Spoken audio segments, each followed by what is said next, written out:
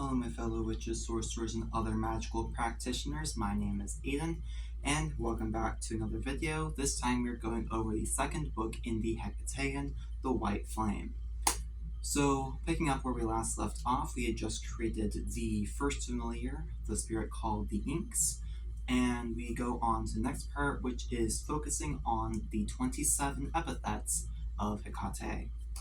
So the 27 epithets are broken up into 9 different portions, and there's one final one, the 28th, which is not really an epithet, but it's actually a tool that you create.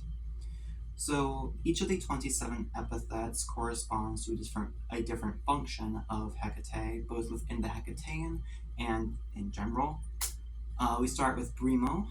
I'm not going to go through each of them, but we start with Brimo, and we go throughout each of them, exploring different aspects of them, exploring different reasons for why they exist, and different practical uses for them. They each serve as a different facet of Hekate in multiple different manners. Overall, learning about them is going to help you integrate yourself further into her mysteries. So the way you actually go about working this part of the book is each day, at least for me, I would read each of the epithets. So you start on day 1 with Brimo, day 2 you read Bukolos, and you go on from there. Each of them has a very different nature to them, if that makes sense, and I picked up on this as I read them. It was almost like at certain points when I would be reading about that epithet for the day, something about that day would be slightly more attuned to that epithet.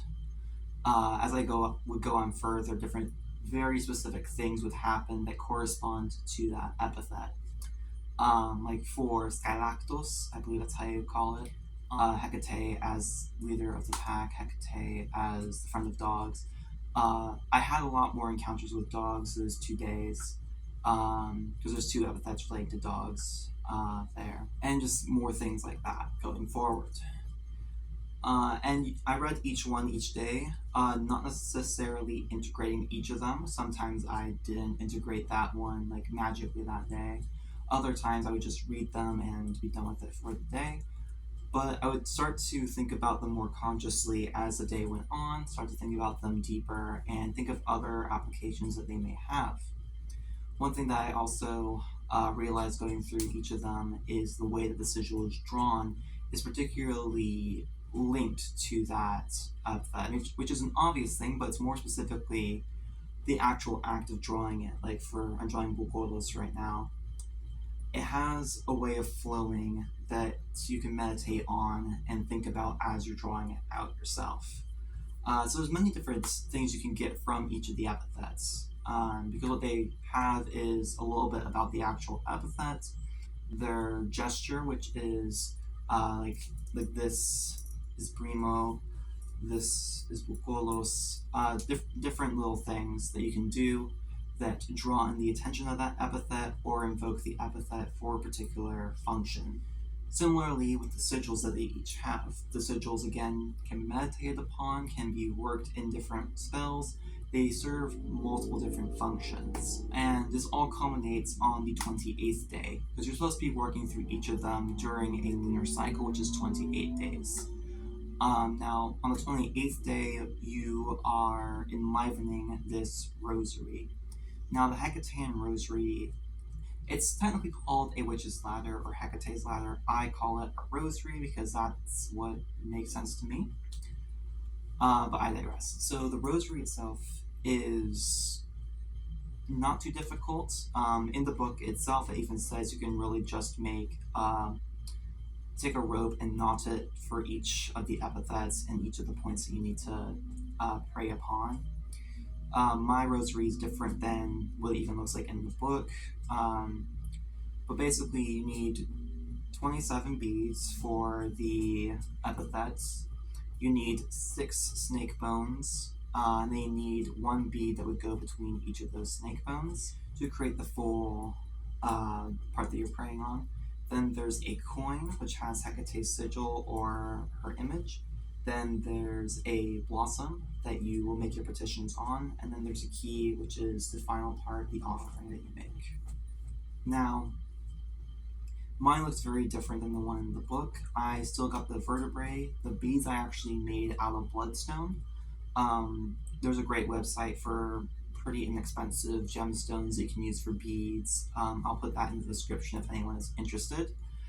And the coin, I had been talking with Hekatæon about this. I wasn't really sure what I wanted, if I wanted to like get a coin and inscribe it or what. My coin is actually a piece of obsidian that I got off of Etsy for $3. That I attempted to draw the sigil on. I don't have the diamond tip points for a Dremel that you're supposed to have for drilling into a stone, so I ended up just using a wire wrap around it, which works. It does work just fine. There's been no major problems with it. It's just not super aesthetically pleasing, which is fine because I'm really the only one who needs to see it, or other people in the ritual. Then it goes down to the blossom. The blossom was super hard to track down. I managed to find it on Etsy. It was marketed as 90 cents, and it cost me 19 with shipping because it shipped all the way out from Japan. But I got the blossom to the most accurate I could with the Hekatæon. I don't know why I was super specific about that one. And then the key was actually the first one I got from an antique store in Savannah. Now, moving forward with that, what you're supposed to do on that night of the 28th is you put the star snake, the rosary, the ladder into your mouth, and you're supposed to hold it under your tongue as you go out to the location. Also, beforehand, you're supposed to be clean. You're supposed to dust your hands with cinnamon. You're supposed to have been silent 1 hour prior to starting the ritual. And to start the ritual, you repeat the name Drakeina, Drakeina, Drakeina over and over again until you get into a trance state. And once you're tranced, then you get up and walk over to a crossroads where you perform the rites on the full moon. Now, I have a very, very, very bad gag reflex, so I couldn't even fit the whole thing in my mouth, and I could only keep it partially in there for a few months before I spat it back out. So what I did is I improvised, and again, it worked just fine. I held it in my hands so I got to the crossroads, which, by the way, there's a lot of things that can be considered a crossroads, and I didn't really think about that. I was planning on walking like almost half a mile down to the crossroads. I went to a different place that was literally right next to the place I was staying at. I sat down there, and then I put the snake in my mouth as I set up the ritual space, and that was very difficult, just keeping it in there for as long as I possibly could. The ritual space is very simple. 3 onions pierced with thorns. I used rose thorns. I felt that was appropriate for me personally, and that's what I had on hand. You pierce it with the rose thorns, and then you also have 2 cones of sandalwood incense going on either end, a black candle in the center, and you make a circle of honey mixed with water. It has a special Greek name that I don't really know how to pronounce. And then you'll look at the moon, you'll make a silent prayer to Selene, Hekate. You identify her with the dragon aspect of herself, Drakeina. You stare, and then you cross your eyes until the moon becomes 2 moons, and it looks like eyes. Then you close your eyes and let that vision of a creature come upon you, let it fill you, and then let the heart start to glow and uncoil like a serpent coming up out of your mouth, and then you let the rosary drop. You're supposed to do it until it's unbearable. It was already unbearable, so I just let it drop out pretty quickly. And then you take it up and you treat it like a newly found creature, newly born animal, because that's kind of what it is in terms of it being a spirit. So I picked it up, took it home, washed it off very thoroughly, and then I took it back outside under the full moon. I named it. I thought of the name for a couple days prior. Naming these creatures is very difficult for me because I'm all super focused on like the exact symbols. It doesn't really matter that much. Just go with whatever makes sense. I'm not revealing the names of any of my familiars on here for obvious reasons. But then you feed it a little bit of your blood, or if you can't give blood or don't feel comfortable giving blood, you would feed it some pomegranate juice. And you tell it how it's going to be fed. Pomegranate juice / blood, and by the prayers that you make on it. And when it's not in use, it sleeps. I actually made a little box for it. I believe I posted it on my Instagram. If I haven't done that yet, sorry. That was all pre-consecration. You can also see what it looks like on there because I took some photos with it. The actual working of it's pretty interesting. You pray all the epithets, you make your petitions and all that. So far it's been relatively successful. I've had some interesting results from it. Some things still haven't come to fruition yet, and I think part of it is that one of the stipulations you make as you're praying is Hekatæ, if it pleases you. And I think some of my petitions just weren't accepted. This was a very interesting dynamic of spirit work, is that your petitions are not always granted because they're not always accepted by the spirits you're petitioning. It's something you just kind of have to deal with when working with spirits, is that sometimes they don't want to grant this petition, or sometimes they even can't. This doesn't apply to Hekatæ, obviously. She can pretty much grant whatever she wants, but sometimes when you petition certain spirits, they're blocked by other things, like especially local spirits. You might find some blockage where they can't work on this person because they are protected by whatever, or they can't get you this job because it's protected, or the spirits there don't want that spirit to help out, or all manner of different things. Or a higher spirit might be telling them that they can't do that. There's all kinds of different reasonings. I'll talk about that probably at some point on this channel or on my Tumblr, where I've touched on it a little bit. The actual working of the rosary is not too difficult. It's pretty simple. I can pull it out, do it really quickly. It's very simple. There's not any really complicated words, and it's like a 5-minute work overall. But getting back to the other part of the book, the actual epithets themselves. So one thing that I've noticed is that this is in general with the Hekatæon, is there is a lot lacking from it. And I am grateful for the system. I've been talking about this with several people. I am grateful for the system. I love the spirits that I'm working with, but a lot feels lacking from it. I feel like there's a lot more that could have been explored, and this will be talked about, especially later on in the Red Blade portion of the book with certain spirits that we engage with. But the sigils, there's a lot with them that you kind of have to explore yourself. When I'm reading through it, I'm like, okay, I know what this is alluding to. I know how I can interpret this in other traditions that I already work in. Especially things like with road openers, domination work, things like that. Things that I'm accustomed to in my other workings, I can apply these to that. But another thing that I also noticed throughout it is some of the spirits, some of the epithets are a bit more vague and a bit more esoteric, which is great. I love that. But I think some things need to be more practical for some people, and I wish there was more ideas given for what you can do with them. Because you have to be a bit more creative with how you work with them, which is the point.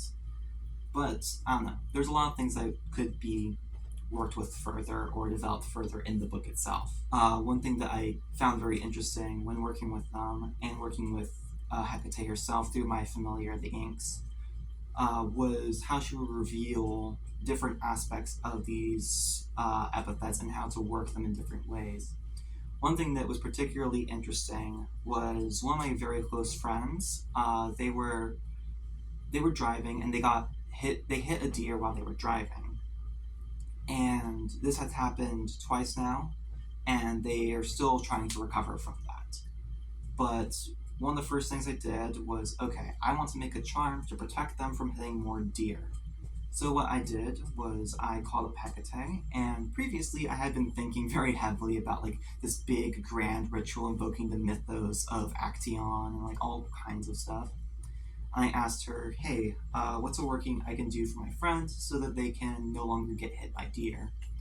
And she was like, well, just take this sigil, the sigil of Agrotera, Artemis the Hunter, or Hekatæ the Hunter, conflation of the same thing, essentially. Take that sigil and draw it on something, and they can hang that up in their car, and that'll protect them from deer. Super simple thing, but I mean, you don't really think about it when you're doing that, especially because most magicians and practitioners like to think, I need to do this big, massive, grand ritual to do one simple task. So that's like just one example of the 27 epithets you can work with. They all work in various different ways. Some I use more than others, some not so much. Some I'm still waiting to figure out how I jive with them.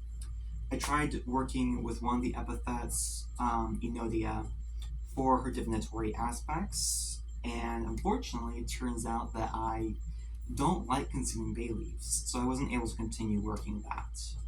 But I'm working on another workaround to practice different things with it. One of just very interesting things overall can be done with these spirits. Another thing, I worked with one of Hecate's aspects where you invoke her as an Epsigos to do goetic workings. I'll probably do a video on this experience way later on. I'm currently working on the write-up of these large experiences I just had not too long ago. But essentially I was working with that aspect of Hekate in a goetic style working. And it worked fantastically, phenomenally. I still have the red ribbon that you're supposed to make and draw the sigil on. It's worked fine for me. There's just all kinds of stuff you can do with this, is my point. I'm not going to get into every single thing here. I'm actually planning on doing some videos on my TikTok. I'm going to actually revive it and go through each of the sigils and talk more about them, different little workings you can do with them, because the biggest thing that's my takeaway from this is I don't think the sigils and the epithets require your initiation. I think really that these sigils and epithets can be totally worked without the context of the Hekatæon. I mean, you want to work with them respectfully, but because one, these epithets have existed long before this book, two, you can really invoke them for a number of different things outside the workings in the Hekatæon, and three, I don't really see any initiatory specific things other than minor workings and minor aspects of these epithets that are tied solely to this book, that I don't think you need the initiations in the book to work these sigils and work these epithets. So I'm going to be talking more about different unique ways that I've found that I can work with them, or theoretical ideas I can share with you all. But I think most of them aren't going to be anything large enough to warrant a video, and not enough that I would need to make 27 YouTube videos on these epithets. So I might not have much to say about all of them that warrants a video. Now I might have a larger ritual that requires a video, and I might do that. But really, I'm just going to focus on making shorter videos on my TikTok. Probably do some stuff on Instagram Reels, because I'm trying to get back into Instagram and social media in general. Also on this topic, one of the other things I want to announce is that I'm working on Etsy. And one of the things I'm going to release is the oils for each of these epithets. What my plan is right now is to make 3 oils for each epithet. I so far only have Brimo's fully planned out. Not even fully, I just have like my ideas. I need to confirm with her first what we're going to be doing. But it'll be 3 oils that reflect 3 different aspects of these epithets. I'm also going to release... They're going to be released in a series of 9 before there's a break, and then the next 9. But in each of those series, I will also add in another oil that will be not related to a specific epithet. The first oil is going to be the prosperity of Hekate, because we can all use some prosperity in general. But that's kind of my plan right now, is to make 81 oils and a couple extra things. It's not really the point of this video, though. I'm just relating it because I am going to be making those for the epithets. I'll also probably put the recipes out there for free if anyone wants to make them their own or adjust them or edit them. I don't really see a point in gatekeeping them. Overall, I'm enjoying this book quite a bit. I have a couple critiques of it so far. Again, that'll be mostly in the Red Blade portion, but the biggest takeaway that I have right now is that you need to go beyond the book, very heavily go beyond the book. It's a great guide, and the initiations you go through are very important. And especially, of course, the spirits you receive are phenomenal. Like, they're fantastic. I love them. I try to call up my inks relatively often, at least once every few days, so I can talk to it and talk to Hekate directly. I have a lot of interesting experiences that I'll be talking about, either on YouTube, TikTok, or Instagram. So feel free to look on there. I might also try to get back into Tumblr more hardcore and talk about experiences there. But overall, I'm really enjoying this book. I'm enjoying my experience with these spirits, and I look forward to continuing my work. The next few videos are going to be about sections of the Red Blade. So the next one will come after I finish the 3 beasts: the horse of the air, the dog of the earth, and the serpent of the underworld. Once I finish those 3 rites, I'll come back on here, discuss my experiences, and go further. But with that all out of the way, I hope you all enjoyed this video, and I'm looking forward to seeing you all in the next one. Until next time, see y'all later. Goodbye.